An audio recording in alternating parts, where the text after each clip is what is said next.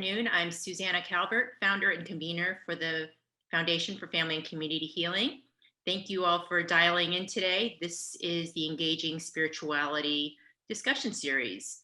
And we bring this series as part of our mission to help all of us learn to create healthier relationships with ourselves, each other, and the loving force that connects us all. And I'd like to hand it off now to Tim Ford, our convener for spiritual engagement, to tell us more about the series and introduce our guest today. Thanks, Susanna. I'm Tim Ford. I'm a palliative chaplain and spirituality faculty researcher at VCU. And the idea of this series, when Susanna and I put it together, was to try and bring in sort of our spiritual family, people that we consider to be wisdom elders and mentors and just beloved to our community, and bring them in and have conversations about the diversity of spirituality that we find sort of connecting to. But most importantly, we're going to focus a little bit on how does that apply, not just what our beliefs and values are, but what does that look like in practice? And what do we use to sort of discern how that works in the world? And I can't think of a better person to talk to than Tom on this one, because Tom, in addition to being a very renowned community lawyer with lots of experience, is also one of the founding members of the Central Virginia Ions Community Group and has led our spiritual conversation in the community for decades. So I'm very excited to introduce Tom, and it's very kind of you to spend some time with us talking about this today, Tom. So welcome. Thank you very much. Delighted to be here. And we were talking before we started recording, Tom, we were talking a little bit about the timing of this talk, and we had some snafus trying to get everything together. And you had mentioned you thought there might be some guidance involved in that, and I'd like to hear more about what you were thinking. Well, when I scheduled to come on board with this, I guess a couple of 3 months ago, I was not aware that my brother was going to pass away shortly before this event, and it has added a level of emotional content that otherwise it might not have had, and but I do think that some of the aspects that have resulted from his transition are important to share, notwithstanding the pain of the loss and so forth. So I'm delighted. So the timing is in a way more perfect than I could have imagined when I first committed for this. I think it's kind of a gift you give to him to be able to speak through the pain of it and actually speak to some of the wisdom of what you're getting. So I'd love to hear what you're thinking. Well, first of all, my name's Tom Coates. I had a brother named John who was 2 years younger than myself, and he was by any measurement we could place on a human life, he was quite a heroic figure, and he was someone who was born with a neuropathy that did not really start to manifest in a significant way until he was a teenager. But by the time he was 17, 18 years old, he had braces on his legs and so forth. Oh, wow. And it was a neuropathy that was diagnosed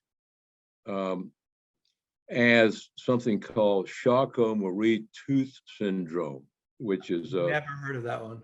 Yeah, it's not well known. There's 3 French doctors that identified it by their names in the early 1900s. Okay. And it's supposed to be simply a peripheral nervous system disorder that attacks the feet and hands and so forth, and maybe a little bit up the legs. In his case, it was way more widespread and devastating than the average case. And I, as recently as the date of his funeral, one of his closest friends for his entire life is a very well known neurologist, and he was indicating that, no one really has ever hardly seen a case as serious or as challenging as my brother's. And we were speculating that he may have also had a issue with polio, which I had when I was a little over 2 years old, and Interesting. he was just a few months old. So part of what he was having was issues that were an awful lot like post-polio syndrome type things. Interesting. Right. And who would, yeah. who So would even know about that these days? Yeah. exactly. And so it might be a combination of factors there. And in any event, and I've gotten channeling guidance from time to time that in fact there was a combination of factors. Okay, got it. But in any event, he faced this and had a lifetime where, despite these difficulties, he was married, he had 3 kids, he had several grandchildren, and despite his he was confined to a wheelchair for the last 30 plus years of his life. 30, wow. Yeah, and it was really like a high functioning quadriplegic. Yeah. He couldn't dress himself, he couldn't feed himself, he couldn't clean himself, and yet he was a full-time teacher until 5 years or 6 years ago when he retired. He retired in 2015, and wow.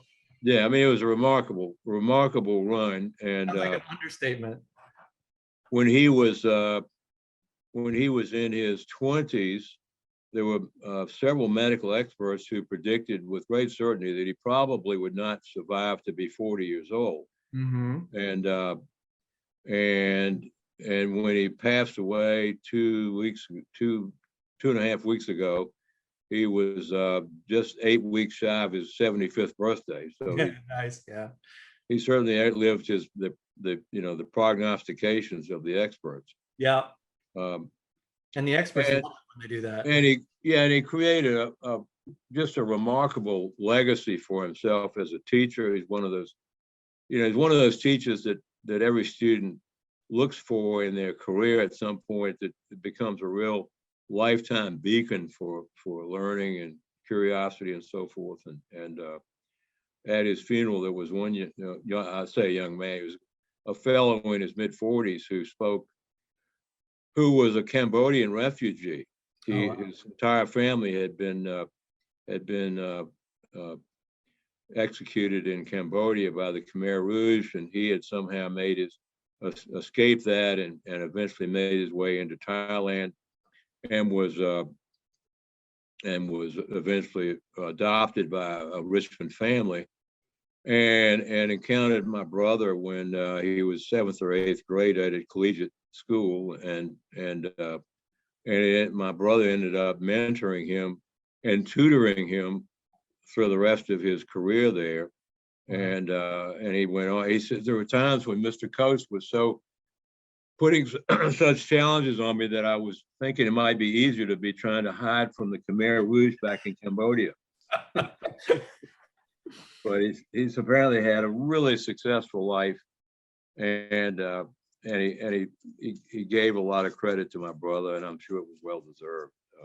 And so that's the kind he always had a smile no matter what he was experiencing, and he must have at some deep level understood that smiling and laughing were ways of producing serotonin and therefore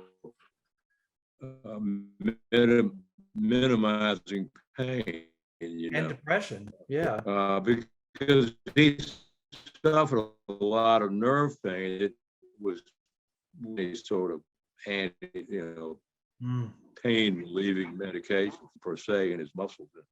I'm getting a message on my screen saying your internet stable.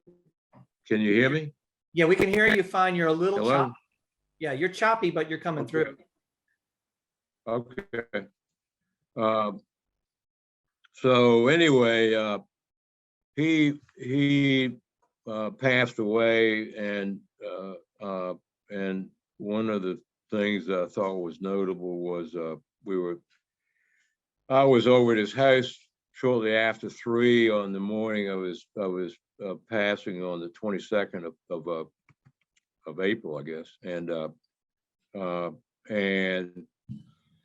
the EMTs had just given up on him, on trying to revive him, and we were waiting for the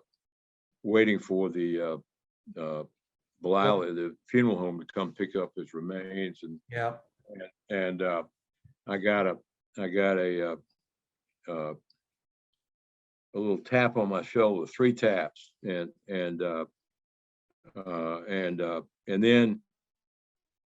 then a swirl of energy around my left shoulder, Okay. and then what felt like a hand to the ear, like somebody's gonna whisper in your ear, you know. Okay. And then I hear his voice. He says, "Hey Tom, why is everybody so upset?" He says, I'm fine." He said, "In fact, I'm better than I've ever been. I'm finally free of that straitjacket of prison of a paralyzed body that I've been trapped in all these years." He says, "This is great." He says, "Please tell everybody I'm okay." Nice.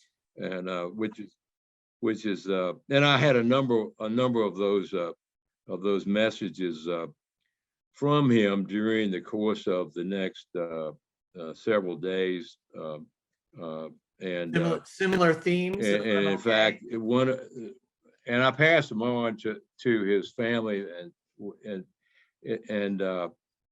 one of them was a couple of days later when I worked on his obituary and finally got it submitted, and thought I'd read it one more time to make sure I didn't make any terrible typos and so forth. And as I did, I just sort of came up. I started weeping, and I had to tap again, telling me, "Hey, you don't need to do that. I'm great." And, right there with you as soon as you got that weepy moment. Yeah. Yeah. And so and in fact, when we had the funeral Saturday a week ago, I guess that was maybe the 1st of May,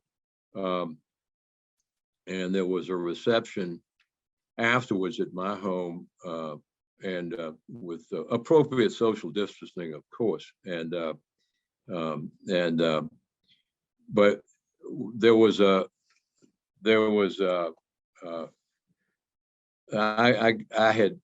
I gave a little eulogy at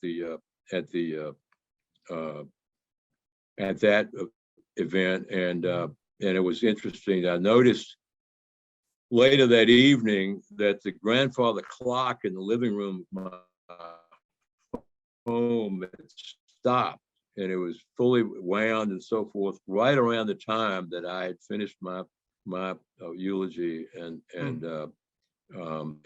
as if his spirit had exited at that point. Yeah. And so it was just really, the whole thing was sort of magical in a way. And then the following day, and it's been interesting to me that I lost my wife from cancer back in summer of 2012, and I thought at the time that happened that it would be difficult for a loss to be as significant as that. Yeah. And I've realized in the loss of my brother that from the standpoint of the emotional stirring and so forth, that this is on the same order of magnitude, in some ways perhaps even greater, but certainly no less. And one of the things that I kind of had wondered about that. I'm intellectually centered, and have been in recent years trying to sort of complete myself as part of this lifetime journey. I've been trying to expand my emotional body a little bit, I hear you. My profession certainly is one that lends itself to being in one's head too much, Yeah, entirely. Yeah. But in any event, I have wondered a little bit about the degree of emotional. I don't know how to call it. It's not charge. It's not just grief. It's just a stirring of emotional content within me. Yeah. And I woke up the day after the funeral with and did a little meditation, and during the course of that got what amounted to a download of information, and that was first that there were four specific elements to it. The first was that yes, there was a greater level of resonance with me in this because I had been intentionally working on expanding my emotional body range and so forth. That makes sense. And that the second was in relation to that because of the closeness between my brother and myself, that his passing was a real catalyst for additional expansion in that regard. Yeah. And but the third and fourth were quite unexpected. The third was that the third was that I had without even being aware of it at the conscious level of my waking awareness, had for many decades, perhaps since childhood, had been, excuse me, when you're intellectually centered and you get to these emotional parts, you start choking a little bit. Yeah. It's just natural. Quite literally. Yeah. Yeah. I had apparently been investing a lot of energy at the subconscious level in support of his life. That makes sense. And it was probably mutual too. He was probably investing a lot. I'm sure it was. I'm sure it was. And the way this was experienced in the download was that it was like water in a bathtub that sloshes from one end to the other. Oh, wow. Great image. And it was like this water had been pushed up against the end where he was. And suddenly it was sloshing back and washing over me. Yeah. Which I thought the imagery was interesting because water, of course, is metaphorical for emotional content, Yeah. No, I like that. And so it was a very, very powerful. I mean, this is not this. I wanted to express this because it's something that I think we almost all do in the context of our close relationships, and to a lesser extent with relationships that may not be that close. But we do it with our family members. We do it with friends. We do it with to lesser degrees with all those circles that would be ripples in the pond around us, Yeah. All the way out to the furthest reaches of creation. And so I was part of what was going on was I was being buffeted with this energy that had been there and it was sloshing back in my direction. Yeah. And it still is. And I'm still working on the sort of integrating that. And the fourth one was also similarly unexpected, and that was that as part of his departure and he had downloaded a gift to me that was being felt as well. Much like I heard a wonderful story on Terry Gross show, Fresh Air on NPR recently, but had a woman who was written a book on, I can't remember the name of the book, but on the life of trees and so forth, and how when trees die, that they about 60% of their carbon energetic load goes right into the earth. The other 40% they transfer directly to the trees around them of all species, you know. Yeah. And this was that. And apparently, and I've as Susanna is aware, I do a lot of work with channels and so forth, and sometimes bring stuff in myself. And I've followed this up in 2 different sessions since it was experienced and gotten confirmation, and also gotten indication that the humans are not yet generally to the level of evolution at the spirits on the spirit side, so that this is common, like it is in trees. Right. But that when we get to when we do, shall we say, ascend our consciousness to the heart level, that this will become a common phenomenon, perhaps universal. You know, I have this idea that when someone dies, that they will transfer energetically in a intentional way to those around them. Tom, how much of that do you think, to use the metaphor, how much of that was because your brother was such a big tree, right? He had a lot of wisdom. He had a lot of, I don't know all the right words to use it, but spiritual energy. He was a powerhouse because he'd spent his life overcoming all of that and generating all of that into positivity, into connection, into meaning. Right. And so he was a particularly big tree. I'm also going to put a lot of credit on you that you are a particularly sensitive instrument, because you're trying, you're holding yourself emotionally open, but you also have channels to check this with. You also have a lifetime of trying to be aware of this energy. So I'm going to give some credit to you that you were receptive to the taps and the downloads, and some credit to your brother for being a giant tree. But I love this evolutionary idea. And my question to you would be, how much of that is we are going to become more attentive and conscious of this transfer?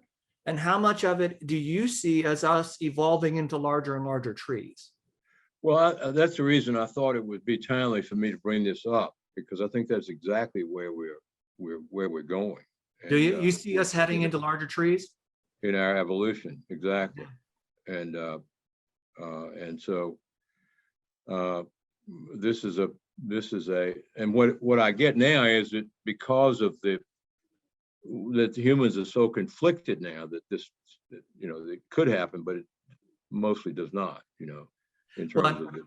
And I can speak this professionally from working with people in grief. It is often the only time that people allow themselves to be aware of deep spiritual things or intense emotions. Usually most people like you try to spend their lives, and like me, to make this cognitive barrier, and live in the cognitive world and not listen to the stuff underneath. So my experience working with people in grief is I enjoyed it as a spiritual practitioner, because it was the time that we had permission to talk about spiritual things and intense emotions and the transference of energy on levels that people normally wouldn't give themselves permission to believe in. Exactly. I have been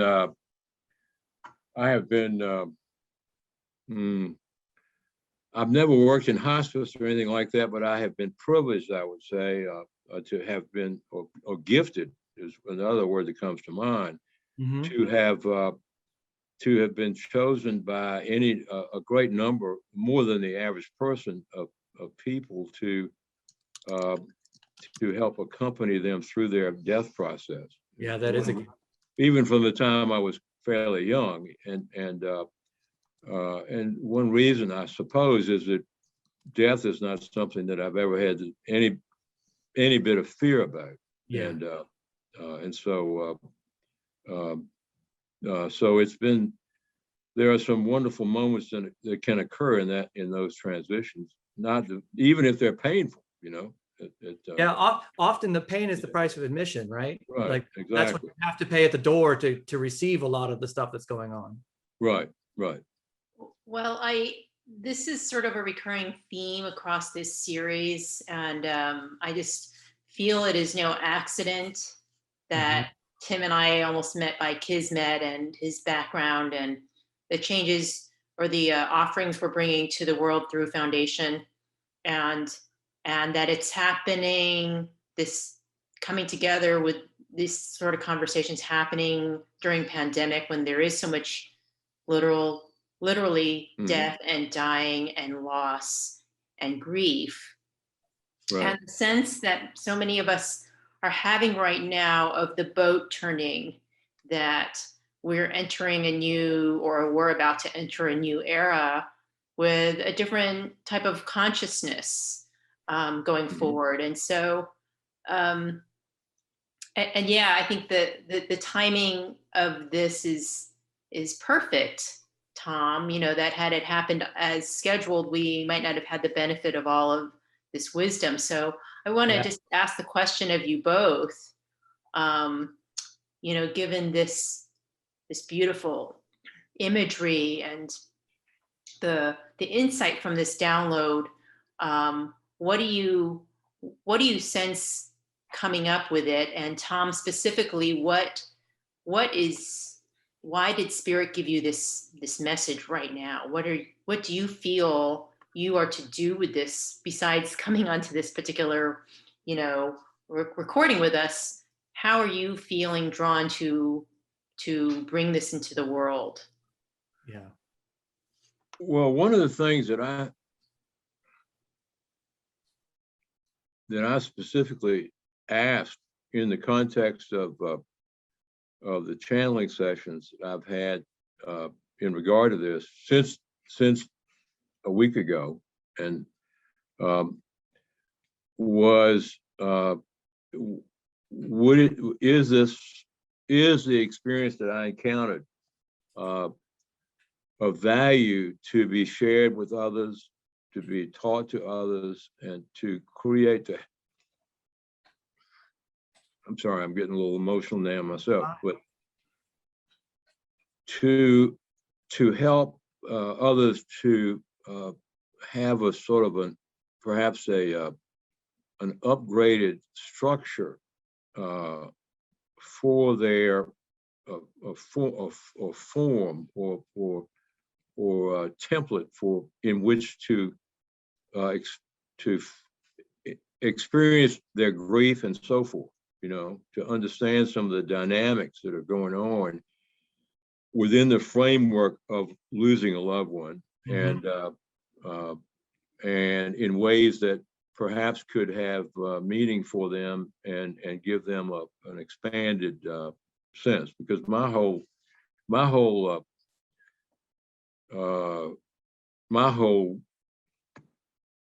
approach, my whole mission in life is to help expand the consciousness of myself and humanity at large. And so I got a very strong positive response to the idea of sharing it for that purpose. Does that make sense, Susanna? Susanna? So it does seem to me to be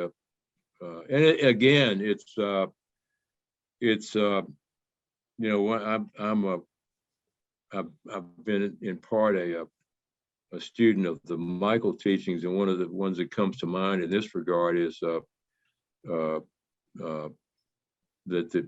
in terms of the teaching, the highest truth according to the Michael teachings is love, and when you get in the context of a situation like this, what comes through more than anything else is the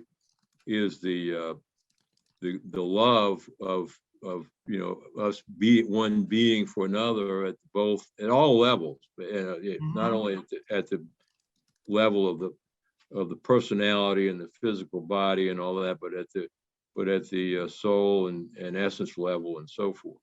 And it's a wonderful opportunity to for those that are open to it, and awake to it, to be and will allow it to realize that that's really the energetic basis that governs everything we do. Love. Yeah, both the medium and the activity, right? Yeah, it's like Marshall McLuhan said, the medium is the message. Yeah. You know? And that's so that's why I thought and feel that it is of value to share. I've often used stories like your brother's. I didn't meet him, but meeting heroic big trees like him and walking away thinking, why don't we all live that way? Like, you know, Right. I get bent when I forget to get the mail at the end of the driveway. And, you know, and here he is dealing with lifelong neuropathy. Right. And I've met heroes, I think is a good word for it. I've met heroes like him overcoming adversity in ways that are really inspiring. And how to honor them in my life is, and I think you said this, he was speaking to you very clearly, to you directly, to provide comfort to you. He was also, I think, quite clearly speaking through you to his family. Absolutely. To the people who needed to hear it. And then the next question that comes, and I think this is the way Susanna was phrasing it, is that next layer out from there.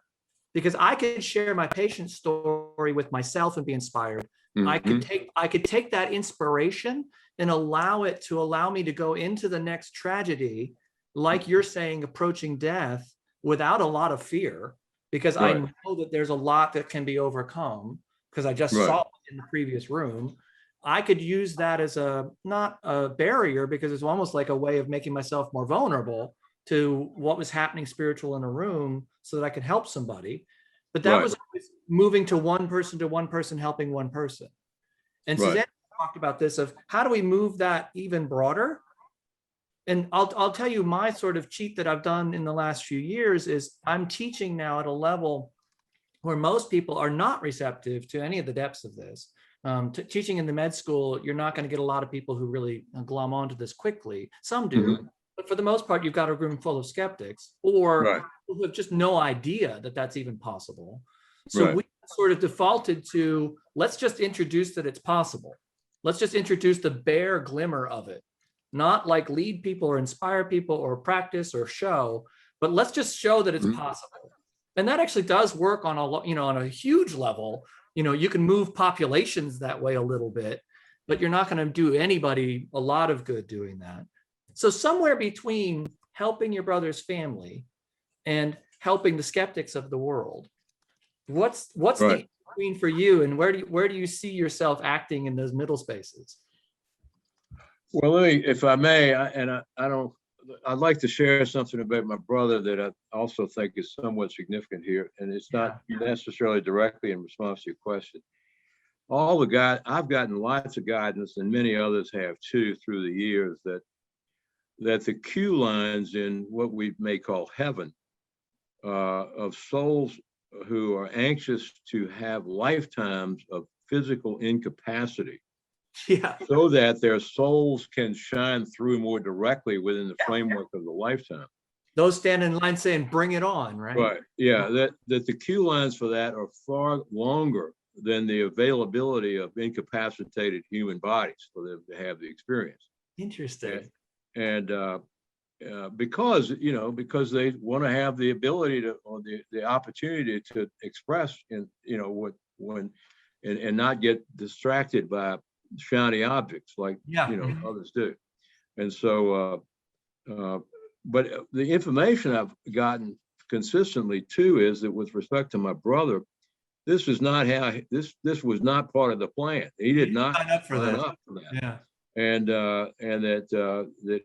And what the data was that he had that another soul had signed up to be him, and then decided at the last minute before the birth that it wasn't the way he wanted it to be, and he wanted it to be, and sort of said, "Hey, you haven't taken this thing over. This will be fun for you." And he just jumped in without any prior planning and so forth. And I bring it up because like a cold water bath. Exactly. Yeah. And I bring it up because my brother was an old soul with lots of prior cycles of lives and on this and other planets. And the fact that he he got into this thing without any planning, without any intention, just as on a lark, and then did so well with it is a testament to what the capacity of a soul is, for all of us. Kind of like And, beginner's mind, but an expert beginner mind. Yeah, exactly. And so I wanted to mention that. The other thing is, in terms of what you just asked, it reminds me of, in terms of the skeptics. Yeah. When I was in college, and we had a philosophy professor that it was really, really excellent. He would give you the questions about a month before the exam, and you could come to the exam with any number of books and whatever you wanted, and it didn't help, But, there's still no answers. Yeah. Right. Yeah. And so I remember I was my 25th college reunion. There was a friend of mine who had been a fraternity brother in college and so forth, and he showed up and he says, "Tom, I'm here because I saw you were coming." And he and I were friends in college. We had not spoken a word since our graduation. Uh-huh. And I said, "Oh, what in the world made you come because I'm here?" And he says, "Well, because of something you said the night before the last philosophy exam." And I had no idea what the heck he was talking about. And so he says, we were sitting, we had gotten together, a bunch, 5, 6, 7 of us to gotten together in one of the classrooms. He named the building, and I remembered that. And we were meeting at midnight, and we were going to sit up all night trying to get ready for the exam. And you stayed around about 30 minutes and stood up and announced you were leaving, and we were all surprised because we knew that you never slept the night before any exam. Mm-hmm. And you said, "Well, why are you leaving?" And you said, "Well, what we're doing here is like sitting around in a circle picking lint of our navel. This is not philosophy." And so somebody said, "If this is not philosophy, what is?" And you said with great authority, and you said, "The 45-minute orgasm, that's philosophy." And then he says, "You turned around, like made a military about face and walked out, and everybody looks around and says, 'Tom knows something we don't know.'" And so he says, "I've spent 25 years going to seminars and all this." He says, "I've got the biggest medical practice in Asheville, North Carolina, and the 45-minute orgasm is impossible." And I said, "Well, I think you should keep on going to those seminars." And so he got angry and walked off. I didn't see him for another 25 years. He came back to the 50th. He says, "I came because I saw you were coming." And he says, "I came to tell you that I finally got it." And you said, "Congratulations." So it just, you got skeptics. Sometimes it takes 50 years for them to get it. That's all. Well, there is something, I think there's a lot of wisdom to that a lot of it doesn't make any sense at all until you do it, right? Right. And the Zen folks call that trying to eat the menu. If you get too excited about all the different things, you just are trying to eat the menu and you forget to order the food and eat. Exactly. Yeah. And you have to put your feet on the ground at some point. That's for sure. Right. Yeah. And I hear that in answer to my question. It wasn't a direct answer, but I heard it. Yeah. Yeah. Yeah. It's got the bridge between the full skeptics and the ones who can feel the tap on their shoulder. The bridge between the two is just doing it. Right. Yeah, I hear that. Exactly. And some of what Susanna and I have talked about just recently, in fact, we spent some of our time when we had originally scheduled, she and I took that as a break, the time of sort of an invitation to have a good conversation. As I recall, Susanna, one of the things we talked about there that I've been thinking about a lot maybe is that it's the depth of that really makes the practice and the doing of it, like getting your feet on the ground and trying it, it comes out of the depth of receptive of how well you feel and open yourself to those moments of spiritual wisdom, like your brother gave you, those downloads, as you said. The more I open myself with integrity and authenticity to those downloads, the more I find myself able to practice and able to do and able to walk the walk. Right. And Well, maybe even up to a 45-minute orgasm, right? Yeah. Yeah. I mean, you know, that's obviously aspirational, but saying it's impossible is a non-starter. well, life is potentially one big orgasm, you know. That's right. You That's think right. about it, and it's so ironic because it sounds like Tim has heard this over and over, and Tom is experiencing it, and I experienced it with my losses. Right. That when we are in the deep throes of loss and grief, that we can really be receptive to that depth and that learning and the ascending our consciousness, ascending and expanding it. Right. Yeah. To It's a moment of vulnerability to it. access this transcendence, self-transcendence that's available to us all, because really, you know, orgasm is really just connecting with the divine, right? And we are divine beings. And I think whenever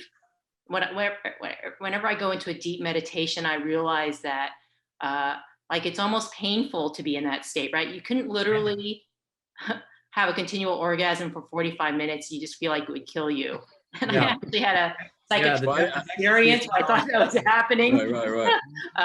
But I think our reality is really potentially that orgasmic and that pleasurable, but it's too intense. And so we have to kind of numb ourselves to it. And the grief and the loss invites us back into that space potentially. We have only a couple of minutes left, so I want to just see if anybody has any concluding remarks from this really provocative conversation. I do want to try and put these last two pieces together a little bit. There's a traditional teaching in Buddhist psychology about the bardo, the space between, and it's mostly talked about the space between this life and the next, like where your brother was when he was able to do that. Right. And that is considered like one of the greatest gaps that you can, if you're aware and awake and free from fear in that gap, you can do great gifts and you can give people compassion. But there's traditionally speaking, I think there's 7 different bardos, including the one between waking and sleeping.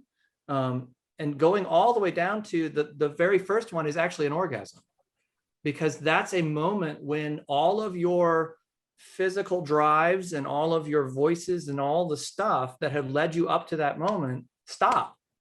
And there's a moment, there's a gap. I lost the connection. Oh, and you lost the connection when I was talking about orgasms, Tom. But are you there? Uh-oh, I think we lost Tom. Why don't you continue? I'll finish it. Yeah.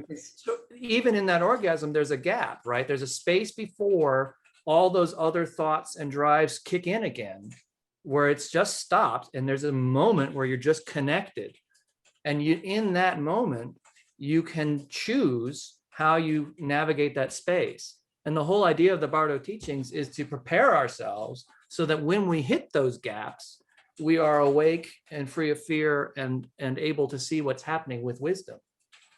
And to me, a lot of what you're talking about in the gifts that your brother gave you come from that gap, right? Come from his ability to be awake in that gap, but also in your own ability. And Susanna, this is true for your story too, your own ability to navigate that bardo, that gap of my life before my loved one died to my life after. That's another gap where all of what we had crumbles and we have this gap before we pick it all up again. And if we can spend our time in that gap doing exactly what you started with, Tom, which was trying to hold ourselves emotionally open to it and listen really deeply to the spiritual pieces of it, we can, in that gap, have more autonomy and more compassion to where I go next. And I Right. hear that in what you're saying about your drive that received from your channeling of this is a gift that I need to give out of compassion, out of love. And I also hear that in the sort of the evolution piece that you said. So I love how all this kind of ties together. And even though it feels like we've been wandering around what was happening, it does feel all kind of very cohesive to me in this conversation. Well, I hope so. And I think, you know, the fact that in our society, people lose loved ones, they grieve about it, and then they're just expected to sort of move on, you know, get back with the program. And I think the lesson for me here is that these are evolutionary experiences that all of us can grow from and benefit from. And so I think it can be viewed that way, and it would be helpful to many people if they were viewed that way. To me, the biggest difference between those two is to see it as an affliction upon one person. This is just something that has happened to me, and I'm a victim of the loss, versus I am participating in the evolution of humanity as we do this. So I'm not alone. Exactly. I do this. Nice. Right. I think we'll stop it there, Tom. That's a beautiful way to end. I think Thank that you so much. we are all doing this together. Well, thank you, Tim. Thank you, Susanna. It's been my pleasure to participate. And this was a real joy, Tom. I really appreciate you doing this. Sure, I Thank appreciate you being so here. much. Thank you for sharing your beautiful experience and wisdom. Hope you'll join us for the next session, folks. Thank you.